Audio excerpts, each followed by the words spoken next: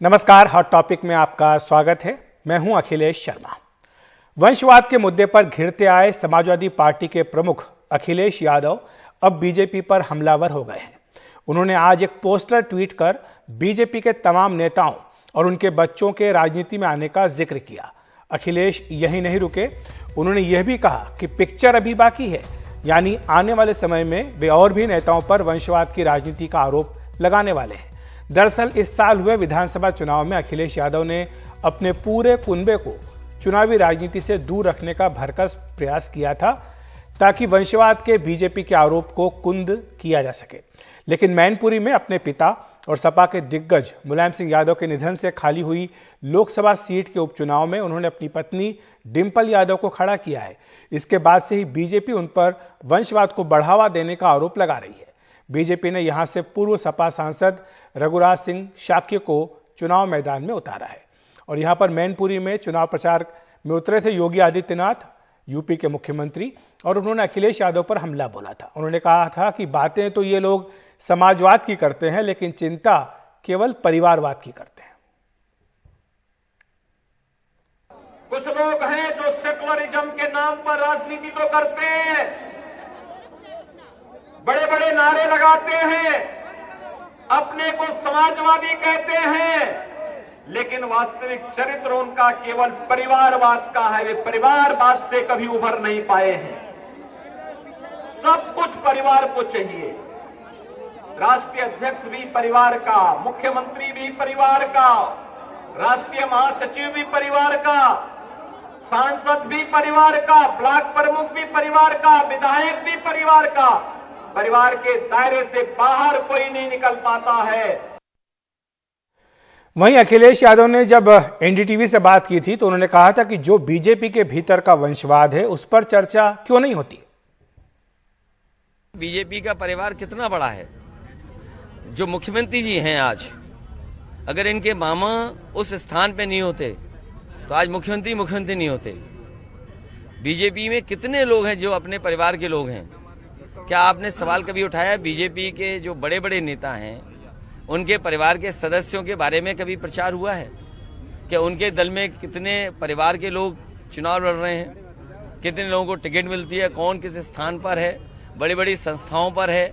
तो बीजेपी कम से कम अपने परिवार के बारे में बड़ा बताए। तो वंशवाद का मुद्दा एक बार फिर से चुनावी राजनीति में हावी है। हमारे साथ चर्चा करने के लिए आशुतोष वर्मा जुड़ रहे हैं, समाजवादी पार्टी के प्रवक्ता। आशुतोष जी, आपका स्वागत है एनडीटीवी इंडिया पर। हरीश श्रीवास्तव जी, यूपी बीजेपी के प्रवक्ता, भी हमारे साथ फोन लाइन पर मौजूद हैं। उनसे हम संपर्क करने का प्रयास कर रहे थे टीवी पर, लेकिन अभी वो फिलहाल फोन लाइन पर उपलब्ध है। आशुतोष जी, सबसे पहले आपके पास ही आना चाहूंगा, आखिर क्या जरूरत पड़ी कि अखिलेश जी को वंशवाद के मुद्दे पर सफाई देनी पड़ रही है? हमने देखा था कि जब विधानसभा चुनाव हुए तो इस मुद्दे को न उछाला जाए, इसके लिए उन्होंने अपने तमाम परिवार के लोगों को दूर रखा, प्रचार से भी, इसके साथ साथ टिकट बांटने में भी ध्यान रखा। लेकिन अब जबकि मैनपुरी का चुनाव हो रहा है, इस मुद्दे का जिक्र क्यों नहीं? अखिलेश जी, देखिए, मैं बार बार हम लोग कहते हैं कि भारतीय जनता पार्टी एक बड़ी ही मायावी पार्टी है और इसको कई लोगों ने अच्छे अच्छे नाम दिए हैं कि बड़ा ही झुट्टा पार्टी, बड़ा ही जुमला पार्टी।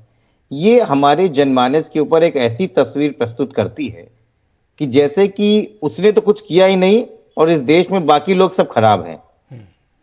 अखिलेश जी, ये 3 उपचुनाव हो रहे हैं इस समय और आपके करोड़ों दर्शकों के माध्यम से इस बात से पता चलना चाहिए कि माननीय मुख्यमंत्री जी ने आज जाके जिस तरीके से माननीय डिंपल जी पे ऊपर परिवारवाद का आरोप लगाया, वो ये भूल गए कि वो उसी सरकार के मुखिया हैं जिसमें परिवारवाद की लाइन लगी हुई है। और इसी उपचुनाव में 2 और भी चुनाव हो रहे हैं जिसके बारे में बात नहीं कर रहे हैं। पहला चुनाव रामपुर में जो व्यक्ति चुनाव लड़ रहा है माननीय आजम खान के खिलाफ, उसका नाम है आकाश सक्सेना। और आकाश सक्सेना कौन है ये आपको बताने की जरूरत इसलिए जरूरी है क्योंकि ये उत्तर प्रदेश की जनता जाने।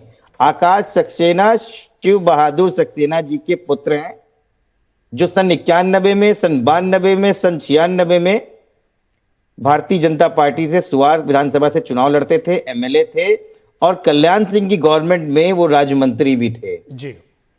तो क्या पूरे रामपुर में कोई और व्यक्ति नहीं मिला उसी सक्सेना खानदान से ही उनका लड़का मिला और ये परिवारवाद नहीं था। खतौली में जो चुनाव लड़ रही कैंडिडेट है वो उस व्यक्ति की पत्नी है जिसको चुनाव आयोग ने खारिज कर दिया है कि वो चुनाव नहीं लड़ सकते हैं।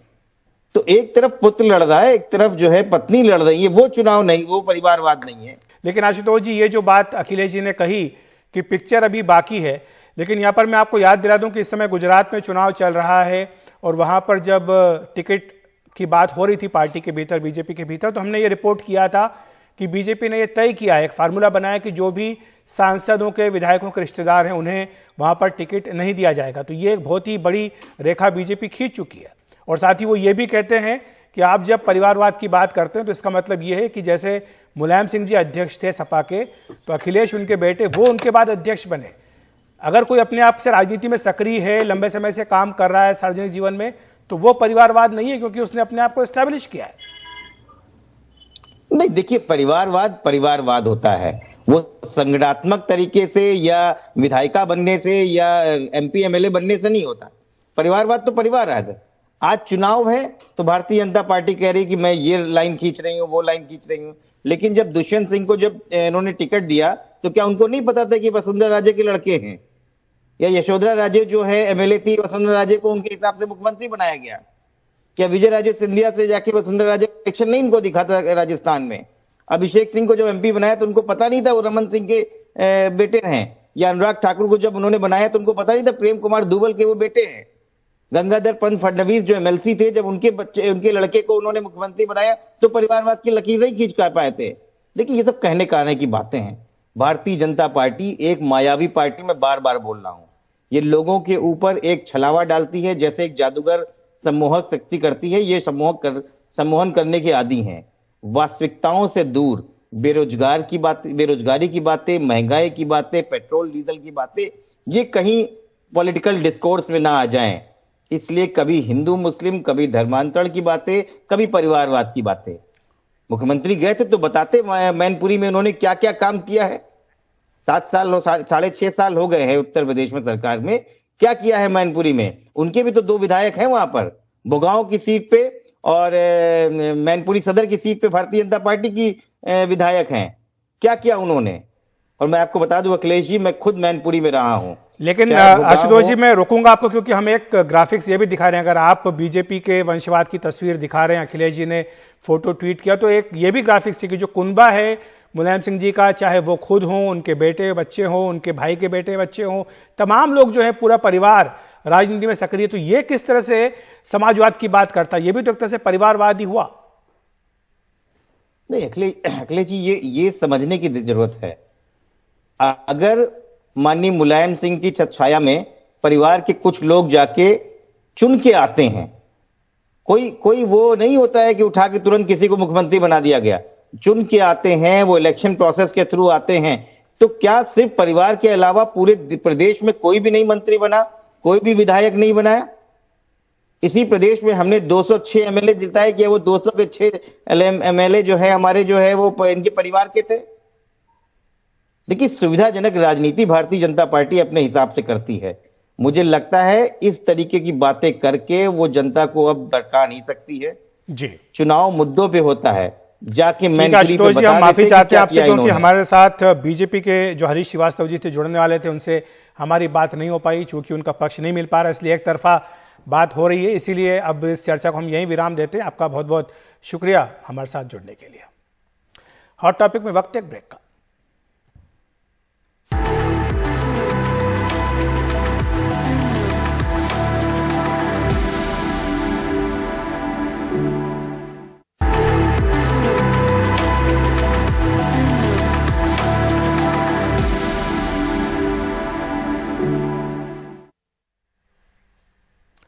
कुछ दिन पहले एनडीटीवी को दिए इंटरव्यू में राजस्थान के मुख्यमंत्री अशोक गहलोत के सचिन पायलट पर तीखे हमले के बाद दोनों नेता आज पहली बार एक साथ नजर आए। गहलोत ने पायलट को गद्दार और बागी कहकर बुलाया था। आज भारत जोड़ो यात्रा की तैयारियों को लेकर केसी वेणुगोपाल ने जयपुर में बैठक की। इसमें गहलोत और पायलट दोनों शामिल हुए। इंटरव्यू को लेकर उठे विवाद के बाद राहुल गांधी ने कहा था कि दोनों ही नेता कांग्रेस के लिए जरूरी हैं। ये आज मोदी जी और अमित शाह जी जिस प्रकार से घूम रहे हैं गुजरात के अंदर, घर घर में, गांव में जो कहते हैं कि मोहल्ले मोहल्ले में जा रहे हैं, इस प्रकार की यात्रा वहाँ क्यों हो रही है?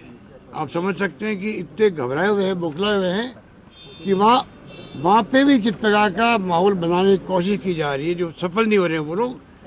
क्योंकि राहुल गांधी की यात्रा का इतना बड़ा संदेश शानदार है, वो वहाँ पर जिस प्रकार भड़का रहे हैं, प्रोवोक कर रहे हैं, वो कोई प्रोवोकेशन में नहीं आ रहे उनके। सच ये है कि भाजपा के पास जवाब देने को कुछ नहीं है, इसलिए राजस्थान में जब भारत जोड़ो यात्रा आएगी, एक बहुत ही ऐतिहासिक यात्रा होने वाली है और हर वर्ग इस यात्रा से जुड़ेगा। स्वतः ही अपनी इच्छा से लोग आएंगे और लाखों की तादाद में राहुल जी के साथ लोग जुड़ेंगे। हम सब ने चर्चा करी है और मैं पूरे प्रदेशवासियों की तरफ से ये संदेश देना चाहता हूं, हम सब जो कांग्रेस के कार्यकर्ता हैं, कि इस यात्रा में हम सब मिलकर राहुल जी को, पार्टी को, सबको आगे लेकर रखेंगे।